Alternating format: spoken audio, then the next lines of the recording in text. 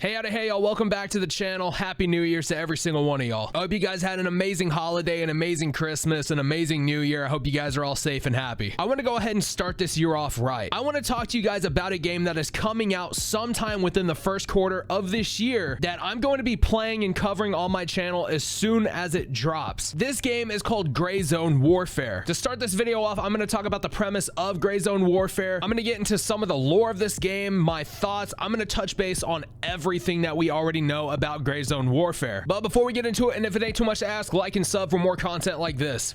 Okay, let's get into it. Set in a sprawling 42-kilometer squared map of a fictional Southeast Asia country inspired by the stunning landscapes of Laos, Gray Zone Warfare is a PvEvP tactical FPS where every move you make matters because your gear and your life are always at stake. Join one of 3 factions and squad with up to 4 players as you traverse this visually stunning environment courtesy of Unreal Engine 5's Nanite and Lumen systems. With your squad, deploy yourselves into the environment on dark, gritty, and brutal missions as you work together to stay alive and achieve mission completion. This game is set to release sometime in Q1 of 2024 unless something comes up delaying the release, so we can see this game come out within the next 90 to 120 days. Like I said in the beginning, I'm going to be playing this game day one and making a video on it, but if you want to know when it gets released or if you want to go wishlist it on Steam, the socials for everything involving this game are going to be in the pinned comment below. Let's go ahead and talk about the game itself. Outside of Gray Zone Warfare having some incredible graphic systems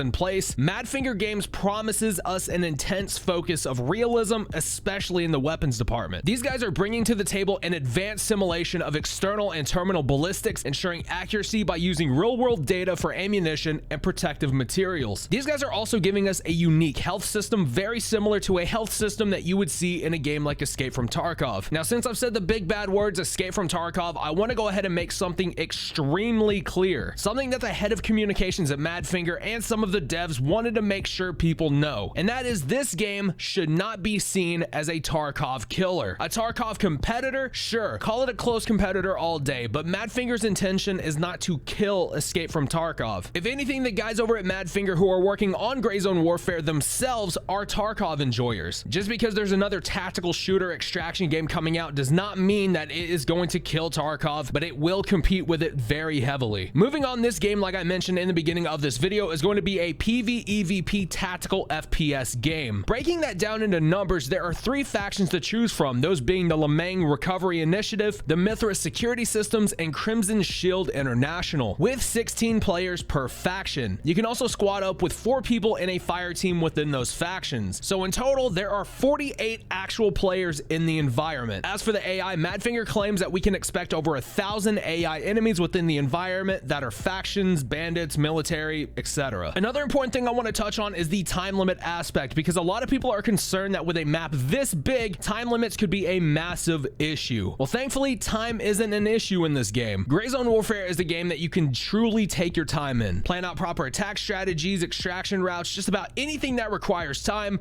you can do that without sitting in a menu screen. Since we're kind of already on the topic of strategies and missions, I want to touch on something that sets this game apart from other extraction shooters, and that is its story. Not touching on the lore because we will touch on that in just a couple minutes. We all know that most extraction shooters suffer from the same goddamn problem, and that the quests and missions that you usually get are boring linear fetch quests that are just so tedious as hell to do, and nothing in terms of telling a story actually takes place. Or you have games that require you to eat a jar of mayonnaise in the forest then kill 6 scavs. Yeah, because you know that's something that makes total sense. Gray Zone Warfare will have 150 quests available day 1 of early access launch, with more being added over time. And these are not just speculated numbers. Madfinger has actually said that yes, there will be 150 quests day 1. Now, I don't have the numbers in front of me here, but I have been told that the quests and missions will have branching decisions where players around you can chime in with different inputs and reactions, shaping the story in different ways for different players. And the reason why I haven't mentioned any numbers there, because we actually don't know how many endings or how many scenarios this could actually generate within the 150 quests. And we don't even know how many are going to come in future updates either. That's just starting. Gray Zone Warfare Warfare also has a super deep and immersive story that tells the story of turmoil and despair in this country of Lemeng. Now, I'm not going to break down all of the lore that is involved with this game. I will leave a video, however, in the pinned comment below that you can go watch that breaks down everything with the lore. I will, however, touch on a few things that start this story off and bring up one of the factions that I mentioned earlier. In 1948, the Southeast Asian country of Lemeng gained its independence from the British. Roughly 20 years later, the Sons of Lemeng, who are an anti-British revolutionary faction, decided to take up arms against its own country's government because they hated the independent government's rule. Not much longer after that, the SOL claimed its victory over Lemeng's government after the faction was given militarized aid by the Soviet Union during the Cold War. Once the leader of the SOL died in 1996, 5 years after the Soviet Union dissolved in 1991, his son promised the people of Lemeng that he would end the isolationism policies and start making the island more progressive and boost its economy. Now, sometime after all this happened and after a humanitarian relief group stepped in to help people on the island leave, there was a major event that happened. We as the player have no clue what exactly happened, but it gets explained over time throughout the quest. The Lemeng Armed Forces and the humanitarian group backed by the United Nations started fighting on the island, and it was an all-out bloodbath. Now, that's about it as far as how the fundamentals of this game will work, the quest, lore, game systems, all of that. So let's go ahead and get into my thoughts. This game visually looks really fucking cool. The game almost kind of looks a little bit like Squad, but if you kind of threw them off into the jungle somewhere. The weapons look absolutely incredible. The animations seem really fluid, and this was pretty much all recorded in an alpha environment. Even going back and watching the initial reveal trailer and even the gameplay reveal trailer, you can look at some of the things on a respectable level and just be like, yeah, I feel like this could be polished up a little bit and this could be tightened up just a little bit more. Like the recoil whenever you're aiming down sight and firing your weapon. A few of the player animations look a bit stiff, but to be quite fair though, if we're looking at an alpha trailer and that's pretty much the only thing we can take away from it in a somewhat constructive light, then you're doing pretty goddamn good and you have a solid fucking foundation to build a game off of. Now, in practice, the gameplay I think will function pretty damn well, because in many regards this game is taking what extraction shooters are kind of already doing and putting a unique twist on it, at least in my opinion. Because like I said earlier, there's not going to be a time limit on how long you can spend in one match, which is something I really do appreciate about this game. Now, whether or not that's going to make this gameplay loop extremely boring is something that we're going to have to figure out once the game actually comes out, but I really kind of like the idea of taking your time and going through these quests and taking however long you need to get shit done, because it's very common in most extraction shooters that you either have a timer that you have to beat or just a multitude of things that happens that causes the game just to end a little bit shorter than what it needs to. So with us having practically free reign over this entire map, I feel like that's going to translate really well for a lot of these hardcore extraction shooter fans. But with that being said, I feel like that may cause some issues with the lore and possible issues with the story overall if the game is either too hard, too long, or both. Because let's just face it, a lot of people don't give a fuck about how good a story actually is in a game if the game is too hard to actually play. People are going to forget about what they're actually doing and forget parts of the story that are pretty paramount to the overall lore you guys are building here. Just to bring up what I said earlier, Madfinger has already confirmed that there are going to be 48 active actual players in the environment, with a little bit over 1,000 AI within the environment as well. These guys have also said that they hate the idea of having nothing but fetch quests. So we're going to be able to do some recon missions. We're going to be able to do snatch and grabs. We're going to be able to do a lot of stuff in this game from what I was able to pick up from everything I read, which means there are no set spawn locations for anything that happens. I really enjoy that aspect. I think it's a very good idea. And the reason why I like it is because it prevents people from camping objectives. You see some of that in games like Escape from Tarkov, where if you have to go pick something up, there's usually somebody standing by who will just gun you the hell down because they see you there. But again, I don't know how this plays. It could work out extremely well and it could be fluid and everything I just said may not even matter. Speaking from a purely critical standpoint, I feel like these guys are doing a lot of good simply by eliminating a session timer, PvE being balanced with PvP, different factions, a lot of stuff that the game is praising itself for. I find is a huge plus overall for extraction shooters, especially when you're comparing it against a game like Tarkov. But I will say this again, it is not a Tarkov killer. Now, I'm usually not a fan of games going into early access because a lot of developers use that as a crutch to kind of just release half-baked shit and say that it's going to get fixed over time. And I know that's not all developers, I know that's not all studios, but it does happen a fair amount. Now, I want to talk about something that absolutely just pisses me off entirely, and it's that people think that this game is not real. There was an incident a couple days before the New Year's where the Gray Zone Warfare Twitter page got taken down, and a lot of people are already flocking to this whole, oh, it's not real shit. I get that the day before hurts y'all's feelings, but can y'all please shut the fuck up and move on from it? I get it. it, I get it, I get it. But please stop this shit. You guys are already doing what I said the gaming industry was gonna do, and it was write off games that are dropping into early access. Shut the fuck up and move on from it. Another huge plus about this game is that this map is huge. It's slightly smaller than Far Cry 3's map, but it is a massive ass map. And I'm pretty sure with future expansions, it's just gonna get bigger and bigger and bigger. So props to Madfinger for giving me a game to start 2024 off right with. But yeah, those are my thoughts. Let me know down below if you guys are fucking with Gray Zone Warfare. I know this video was pretty long, but I wanted to put my people onto this project because I see it going extremely far if it's done correctly. Plus the guys over at Madfinger wanted to see me talk about this game, so I'm giving them what they want. Let me know down below what you guys think about Gray Zone Warfare. Is it gonna be good? Is it gonna be bad? Let me know. And while you're at it, go ahead and click those links down in the pinned comment. Since you're already in the neighborhood, go ahead and hit that like button, that sub button, and smash that notification bell for more content like this. My name is Redbeard Mortis. Speak loud, speak the truth, and I will see you